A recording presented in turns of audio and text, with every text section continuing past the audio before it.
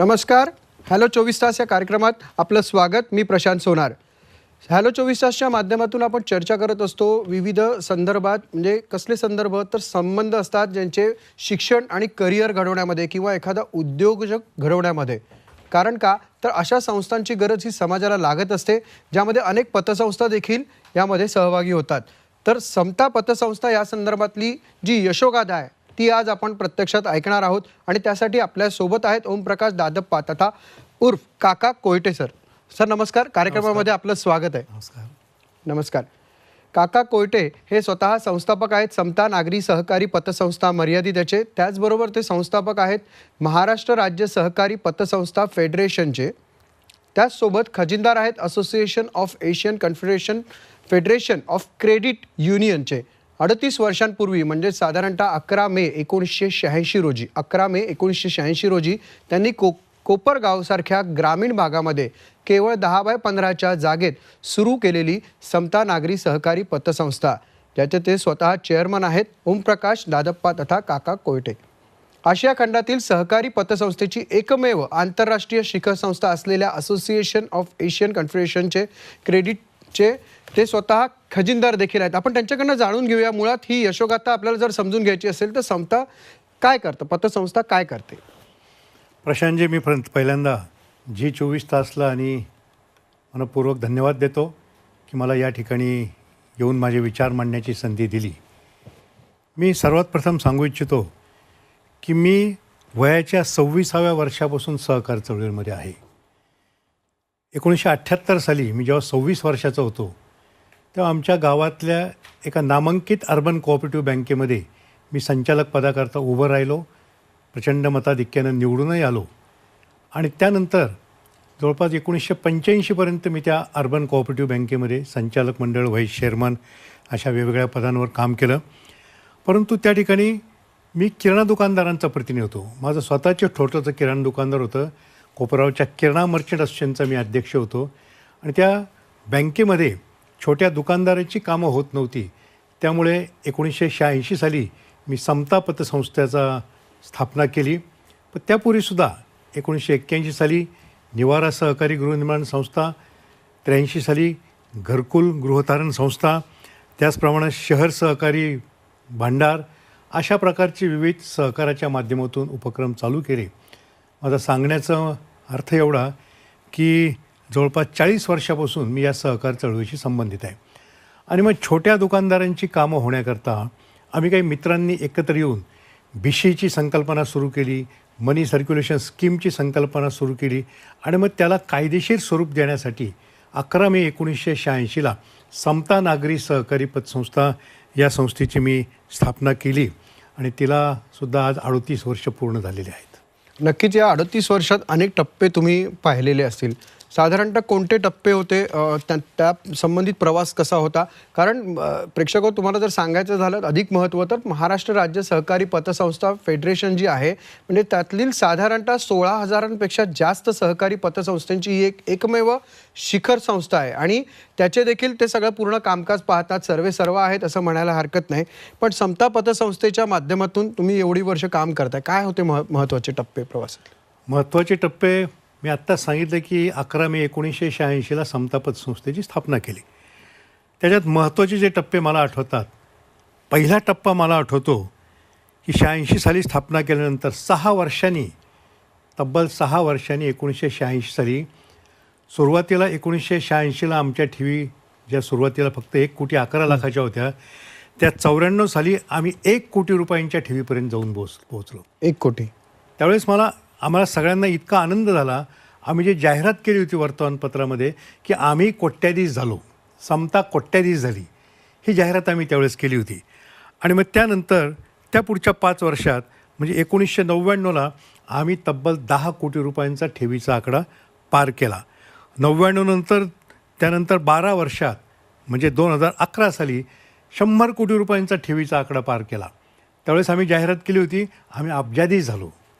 त्यानंतर सुद्धा 2020ला 500 कोटी रुपयांच्या ठेवीचा आकडा आम्ही पार केला. तो सुद्धा एक महत्त्वाचा टप्पा मला वाटतो.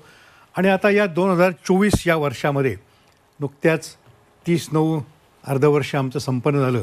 त्यावेळेस तब्बल 956 कोटी रुपयेचा ठेवींचा आकडा आम्ही गाठलेला आहे आणि येत्या 31 मार्चपर्यंत 31 मार्च 2025पर्यंत हा ठेवींचा आकडा 1000 कोटी रुपयांच्या पुढे निश्चित जाईल अशी मला खात्री आहे. हे झाले ठेववाढीचे टप्पे किंवा प्रगतीचे टप्पे. परंतु या 38 वर्षामध्ये अनेक संकटांचा अनेक आपत्तींचा सुद्धा आम्हाला सामना करावा लागला. पहिलं संकट मला आठवतं, तारीखही माझ्या अजूनही लक्षात आहे, 6 डिसेंबर 2006.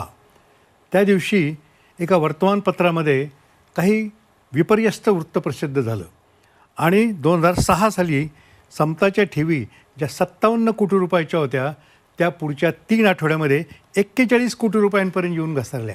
मग तब्बल 16 कोटी रुपये 57 कोटीमधले त्यावेळेस आमचे कमी झाले. आणखी एक टप्पा मला आठवतो, आमचा कोपरावला महापूर येतो दरवर्षी. तर तो 2009ला जो महापूर आला, 9 सप्टेंबर 2009, ती पण तारीख माझ्या लक्षात आहे. त्यावेळेस आमच्या समताच्या पूर्ण ऑफिसमध्ये पूर्ण पाणी भरलं गेलं, आमचं रेकॉर्ड वाहून गेलं, आमचं फर्निचर वाहून गेलं, सगळी तुटफूट झाली आणि त्यावेळेससुद्धा समता वाहून गेली, समतामध्ये आता पैसे शिल्लक नाही अशा प्रकारची अफवा पसरली. 2006 साली जशी अफवा पसरली होती तशी 2009 सालीसुद्धा पसरली.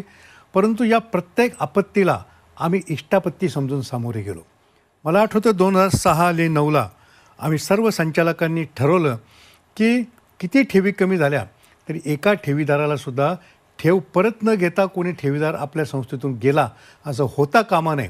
सगळ्या संचालकांनी त्यांच्या घरातले दागदागिने माझ्याकडे आणून दिले, त्यांच्या स्थावर मालमत्तांचे उतारे माझ्याकडे आणून दिले आणि त्यांनी सांगितलं याच्यावर पाहिजे तेवढं कर्ज काढा, परंतु ठेवीदारांना ठेव न घेता परत गेलं असं होता कामा नये. आणि ठेवीदारांच्या ठेवी आम्ही परत दिल्यामुळे तो विश्वास आमचा दिवसेंदिवस द्विगुणित होत गेला आणि आता आम्ही 1000 कोटीचा टप्पा पार करणार आहोत. त्यानंतर मला आठवतं 2016चा काल मला आठवतो, 8 नोव्हेंबर 2016. त्या दिवशी नोटबंदी जाहीर केली भारत सरकारने. त्या नोटबंदीचा सुद्धा बऱ्याच मोठ्या प्रमाणावर फटका आम्हाला बसला. त्यानंतर 2020 साली कोरोना आला, लॉकडाऊन झालं संपूर्ण भारतामध्ये, नंतर सगळ्या जगामध्ये, तो सुद्धा फटका आम्हाला बसला. परंतु त्या लॉकडाऊनच्या काळामध्ये सुद्धा आम्ही अत्याधुनिक तंत्रज्ञानाचा वापर संस्थेमध्ये जास्तीत जास्त केला. कोणत्याही ग्राहकाला संस्थेमध्ये यावं लागू नये, त्याला घरपोच सेवा देण्याचा प्रयत्न आम्ही केला आणि अशा आपत्तीला आम्ही सामोरे गेलो. किंबहुना प्रत्येक आपत्तीला आम्ही इष्टापत्ती म्हणून सामोरे गेलो. त्याच्यामुळे समताची ही जी काही वाढ आहे ही आजपर्यंत मोठ्या गतीनं महाराष्ट्रातल्या सगळ्या नागरिकांच्या शुभेच्छेनं चालूच आहे. प्रेक्षक, तुम्ही मगाशी माझं ऐकलं असेल की यशोगाथा म्हटलं, तर यशोगाथा ही अशीच लिहिली जाते जेव्हा संकट येतात त्यावेळी त्या संस्थेतले मुख्य जे नेते असतात, जे मुख्य होल्ड करणारे जे पदं असतात त्यातले मंडळी, सगळी सहकार मंडळ जे असतं ते कशा पद्धतीने काम करतं आणि ते त्या आपत्तीवरती कशा पद्धतीने मात करतं, खरं तर हीच यशोगाथा असते. आणि ह्या माध्यमातून आम्ही हाच प्रयत्न करतो आहोत की तुम्हाला ही समतेची यशोगाथा सांगण्याचा हा प्रयत्न आहे. पण महाराष्ट्रात साधारणतः 16,000च्या वर असलेल्या सहकारी पतसंस्था आहेत आणि एकीकडे समता पतसंस्था आहे. फरक काय आहे? फरक आहे, निश्चितपणे फरक आहे. इतर संस्थांमध्ये काय, इतर बँकांमध्ये सुद्धा आमच्यामध्ये फरक आहे. आम्ही बँकांपेक्षा कुठेही कमी नाही हे आम्ही आमच्या ग्राहकाला आणि जगाला दाखवून देत आहोत. किंबहुना पतसंस्था चळवळसुद्धा बँकांपेक्षा अधिक चांगलं काम करू शकते हे दाखवण्याचा आम्ही प्रयत्न करत असतो. आणि मी महाराष्ट्र राज्य सहकारी पतसंस्था फेडरेशन या शिखर संस्थेचा अध्यक्ष असल्यामुळे माझ्यावरती जबाबदारी अधिक प्रमाणात येऊन पडते. त्यामुळे माझ्या संस्थेमध्ये मी अत्याधुनिक तंत्रज्ञानाचा वापर जो तुम्हाला एखाद्या खाजगी बँकेमध्ये किंवा राष्ट्रीयकृत बँकांमध्ये सुद्धा बघायला मिळणार नाही अशा प्रकारच्या तंत्रज्ञानाचा वापर आम्ही समतामध्ये केलेला आहे. एकच त्याचं उदाहरण सांगू इच्छितो की व्हाउचरलेस बँकिंग आम्ही सुरू केलेलं आहे. एखाद्या पतसंस्थेमध्ये किंवा बँकेत एखादा ठेवीदार जर ठेवी काढायला आला किंवा विड्रॉल करायला आला तर त्याला प्रथम क्लार्ककडे जावं लागतं. क्लार्कला विड्रॉल स्लिप भरून द्यावी लागते. ती विड्रॉल स्लिप आमचा क्लार्क तपासून बघतो. नंतर ती विड्रॉल स्लिप पासिंग ऑफिसरकडे जाते. पासिंग ऑफिसरनं पास केल्यानंतर ती स्लिप घेऊन तो ग्राहक जेव्हा कॅशियरकडे जातो त्यावेळेस त्याला ती कॅशची रक्कम, ही रोख रक्कम दिली जाते. समता पतसंस्थेमध्ये समताची पायरी चढत असतानाच त्या ग्राहकाने फक्त एक मिस कॉल द्यायचा. मिस कॉल दिल्याबरोबर त्या ग्राहकाला त्याच्या नंबरवर एक OTP येईल. तो OTP नंबर आम्ही एक सेल्फ बँकिंगचं डेस्क तयार केलेलं आहे. त्याच्यावर जाऊन तो OTP नंबर आणि त्याला पाहिजे असलेली रक्कम टाकली की एक छोटीशी चिट बाहेर येते, ती घेऊन त्यांनी कॅशियरकडे जायचं आणि त्याला पाहिजे तेवढे पैसे काढायचे. ही सुविधा तुम्हाला बँकांमध्ये सुद्धा मिळणार नाही.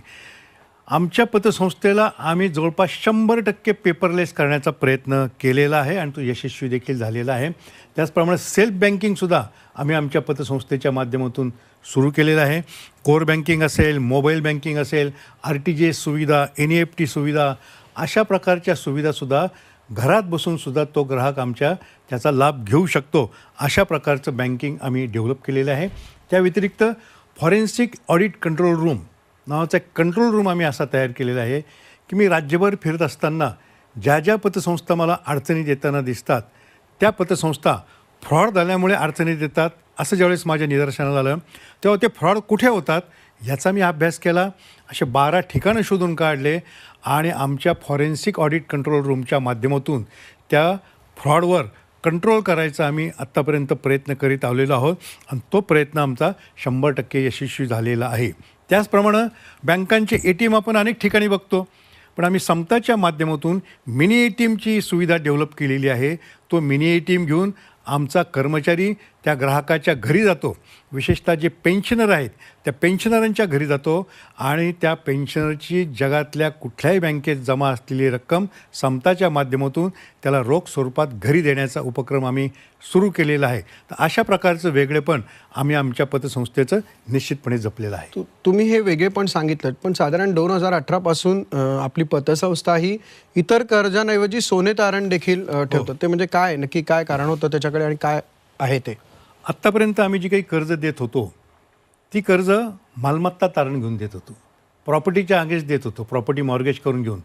परंतु प्रॉपर्टी जरी आम्ही मॉर्गेज केली त्याच्या वसुलीमध्ये खूप मोठ्या प्रमाणावर अडचणी येत होत्या.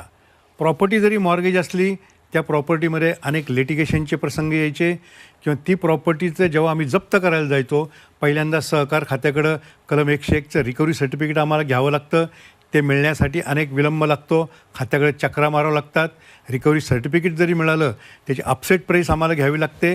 अपसेट प्राईस घेतल्यानंतर पुन्हा लिलावाची परवानगी सहकार खात्याकडनं घ्यावी लागते आणि त्या अपसेट प्राईसप्रमाणे त्या मालमत्तेचा लिलाव जरी आम्ही पुकारला त्याला बोलीदार लवकर मिळत नाही, त्या मालमत्तेचा जिल्हाधिकाऱ्यांकडनं ताबा मिळत नाही. त्याच्यामुळे आमची वसुली ही खूप लांबते. त्या पार्श्वभूमीवर आम्ही निर्णय घेतला की सोने तारण कर्ज, मालमत्ता तारण जर घेतली तर ती मालमत्ता ग्राहकाच्या ताब्यात असते, परंतु सोने तारणावर जेव्हा आम्ही कर्ज देतो ते सोने तारणाची मालमत्ता, ते दागदागिने आमच्या ताब्यामध्ये असतात. त्याचा पाहिजे तेव्हा आम्ही लिलाव करू शकतो. हे आम्ही समजून घेतलं आणि गेल्या 2.5 वर्षामध्ये आम्ही छोटी 1 लाख ते 5 लाख इतकी कर्ज जर सोडली तर बाकीचे कर्जांचं प्रमाण खूप कमी करून टाकलेलं आहे आणि केवळ सोने तारण कर्ज देण्यावरच आम्ही भर दिलेला आहे. गेल्या 30/9पर्यंत आमचं जवळपास एकूण जे कर्ज वाटप आहे ते 668 कोटी 25 लाख रुपयाचं आहे. त्यातलं तब्बल 66% म्हणजे 447 कोटी 50 लाख रुपये हे केवळ सोने तारण आहे आणि गेल्या 2.5 वर्षामध्ये या सोने तारण कर्जामध्ये एक नव्या पैशाची सुद्धा थकबाकी झालेली नाही. हे मला या ठिकाणी आनंदानं सांगावं असं वाटतं. एवढंच नव्हे तर ज्या काही खाजगी कंपन्या, खाजगी सावकार ज्या दरामध्ये कर्ज देतात त्याच्यापेक्षा खूप कमी दरामध्ये आम्ही हे कर्ज देऊन महाराष्ट्रातल्या जनतेची, गोरगरिबांना जे नडवणूक करतात खाजगी कंपन्या किंवा सावकार यांच्यापासून बचाव या ग्राहकांचा आम्ही करायला यशस्वी झालेलो आहोत. आता ॲक्च्युली म्हणजे खरं तर तुम्ही इतक्या पद्धतीने सांगतायत तर मला ह्याबद्दलच एक म्हणजे जी लिक्विडिटी बेस्ड प्रोटेक्शन ही तुमची स्कीम आहे त्याबद्दल मला जाणून घ्यायचं आहे. पण तुर्तास वेळ झाली आता एक ब्रेक घेण्याची. ब्रेक नंतर या संदर्भात आपण जाणून घेऊयात की नक्की हे काय आहे. हॅलो 24 तासमध्ये आज आपला वेगळा विषय आहे, पतसंस्थेच्या संदर्भातला आहे. समता पतसंस्थेची यशोगाथा आपण समजून घेतो आहोत काका कोयटे सरांकडनं. सर, तुम्हाला मला आता मगाशी जेव्हा मी ब्रेकवरती जाताना म्हटलं होतं की समता पतसंस्थेच्या ठेवींना एक समता लिक्विडिटी बेस्ड प्रोटेक्शन स्कीम आहे, ती संरक्षण तुम्ही कसं देता त्यांना? लिक्विडिटी बेस्ड प्रोटेक्शन स्कीम ही अतिशय अभिनव अशा प्रकारची योजना भारतात सर्वप्रथम समता पतसंस्थेनं अंमलात आणलेली आहे. जगामध्ये सुद्धा पतसंस्था आहेत. Association of Asian confederation of credit union नावाची जी आंतरराष्ट्रीय संस्था आहे तिच्यावर मी खजिनदार म्हणून कार्यरत आहे. गेल्या 4 वर्षापासून. आणि मग परदेशामध्ये जेव्हा आम्ही बघितलं की पतसंस्थांमध्ये आणि बँकांमध्ये फरक करीत असताना ग्राहक आम्हाला नेहमी विचारतात की बँकांच्या ठेवींना विमा संरक्षण आहे, तुमच्या ठेवींना काय आहे? तर याकरता ही परदेशातली जी संकल्पना आहे ती संकल्पना आम्ही समतामध्ये राबवत आहोत. तिचं नाव आहे लिक्विडिटी बेस्ड प्रोटेक्शन स्कीम. आपल्यासमोर एक चार्ट दिसतोय बघा मित्रांनो, की 30/9/2024ला समता पतसंस्थेची गुंतवणूक होती 219 कोटी 71 लाख. कॅश आणि बँक बॅलन्स होता 7,79,00,000 आणि ठेव तारण कर्ज होतं 47,30,00,000. याची एकत्रित बेरीज होती 274,80,00,000. आणि तुम्ही समोरचा जर दुसरा तक्ता बघितला, समताच्या 1 ते 5 लाख रुपयेपर्यंत ज्या काही ठेवी आहेत त्या 79,983 ठेवीदारांच्या त्या ठेवी आहेत आणि तिची रक्कम आहे 261,07,00,000. 274,80,00,000 आमची सुरक्षित गुंतवणूक आहे आणि त्याच्या अगेन्स्ट 5 लाखापर्यंत ज्या आमच्या ठेवी आहेत त्या 261,07,00,000 आहे. म्हणजे 94.64% ठेवीदार हे आमच्या केवळ गुंतवणुकीमध्ये सुरक्षित आहेत निश्चितपणे. आणि एकूण ज्या ठेवी आहेत आमच्या त्यामधल्या 99.81% ठेवीदार 99.81% ठेवीदारांच्या 38 लाख रुपयेपर्यंतच्या ठेवीदारांचे पैसे आम्ही कधीही देऊ शकतो. त्याचा तक्तासुद्धा आम्हाला दिसेल. आणि यामध्ये आम्ही सोने तारण कर्जसुद्धा धरलेलं आहे, ज्याला परदेशामध्ये म्हणतात एनी टाईम लिक्विडेटेबल ॲडव्हान्सेस. तर एनी टाईम लिक्विडेटेबल ॲडव्हान्सेससुद्धा आमचे मोठ्या प्रमाणावर असल्यामुळे तब्बल 99.81% ठेवीदारांच्या 38 लाख रुपयेपर्यंतच्या ठेवी आम्ही कधीही परत देऊ शकतो.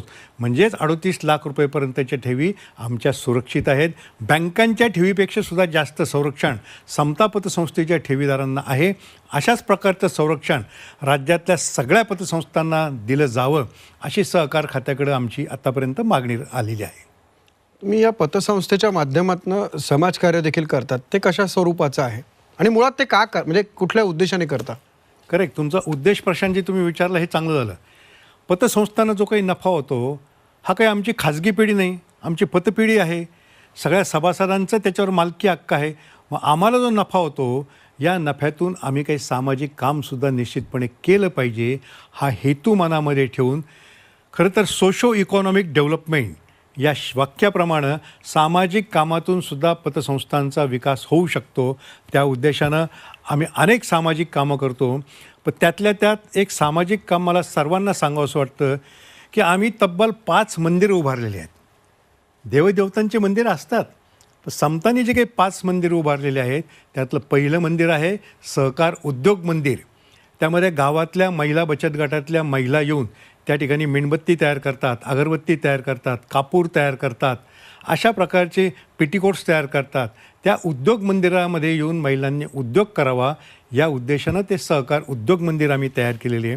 त्याचप्रमाणे कोपरगावमध्ये माणुसकीचं मंदिर आम्ही उभारलेले आहे. ते माणुसकीचं मंदिर असं आहे की गावातल्या श्रीमंतांनी आपले वापरलेले कपडे, चपला, औषधं त्या मंदिरामध्ये आणून टाकायचे आणि सर्वसामान्य माणसाला ज्याला पाहिजे असेल त्याला ते आम्ही द्यायचे. त्याचप्रमाणे शिर्डीमध्ये साई आश्रया मंदिर, ज्या मंदिरामध्ये 160 बेवारस मुलं आणि 70 वृद्ध महिला पुरुष त्या ठिकाणी राहतात, असं हे साई आश्रया मंदिर आहे. त्याप्रमाणे कोपरगावच्या सर्वसामान्य कुटुंबातल्या मुलांना अभ्यास करता यावा याकरता कोपरगाव नगरपालिकेच्या सहकार्यानं एक अभ्यास मंदिरसुद्धा कोपरगावमध्ये आम्ही उघडलेलं आहे. त्याचप्रमाणे जे योगप्रेमी आहेत, सर्वसामान्य माणसांना, ज्येष्ठांना योगाभ्यास करता यावा याकरता एक योग मंदिरसुद्धा आमच्या खासदारांच्या मदतीनं आम्ही कोपरगावमध्ये उभारलेलं आहे. असे एक वेगळ्या स्वरूपाचे मंदिरं आम्ही कोपरगावमध्ये 5 उभारलेले आहेत. अशी अनेक सामाजिक कामं कोपरगावमध्ये पतसंस्थेच्या माध्यमातून आम्ही करतो. आम्हाला होणारा नफा हा सर्व नागरिकांचा आहे, सर्व सभासदांचा आहे आणि त्यामुळे ही सामाजिक कामं आम्ही मोठ्या प्रमाणात हाती घेतलेली आहेत. खरं तर तुम्ही मंदिराची व्याख्याच बदलली किंवा त्या मंदिराच्या व्याख्येला एक मूर्त रूप आणलं तसं म्हणायला हरकत नाही. अगदी 1 मिनटं आपल्याकडे उरलेलं आहे, पण तुमचा हा अनुभव आहे, त्या अनुभवातून पतसंस्थेला किंवा सहकार खात्याला काय संदेश द्याल? पतसंस्थांना तर मी हाच संदेश देईल की आपण आपल्या संस्थेचे डिपॉझिट हे डिपॉझिटमधून जे कर्ज देतो आपल्याला मिळणाऱ्या ठेवींचे आपण मालक नाही आहोत. आपण फक्त मध्यस्थाची भूमिका बजावायची आहे. ते कर्ज रूपाने द्यायचे आहे आणि वसूल करायचे आहे. माझ्या पतसंस्थेमध्ये मी नेहमी एक भूमिका ठेवलेली आहे, कर्ज वसूल करताना वाईटपणा घ्यावा लागतो. तो कितीही वाईटपणा घेण्याची पाळी आली तो घ्यायची आमची तयारी असते. परंतु ठेवीदारांच्या ठेवी जर कर्ज वसूल न केलं, परत देऊ शकलो नाही, तर ते ठेवीदारांचा वाईटपणा नसतो, तो तळतळाट असतो, तो आम्हाला घ्यायचा नाही. आणि याकरता सहकार खात्यानं राज्य फेडरेशन जे काही काम करते त्याला सहकार्य करावं. सहकार खातं आणि राज्य फेडरेशन यांनी हातात हात घालून जर काम केलं तर महाराष्ट्रातली सहकारी पतसंस्थांची चळवळ ही जगातली सर्वश्रेष्ठ सहकारातली चळवळ होईल, असा विश्वास मी या निमित्ताने सहकार खात्याला आणि सर्व सहकार क्षेत्रातील काम करणाऱ्या माझ्या कार्यकर्त्यांना देऊ इच्छितो.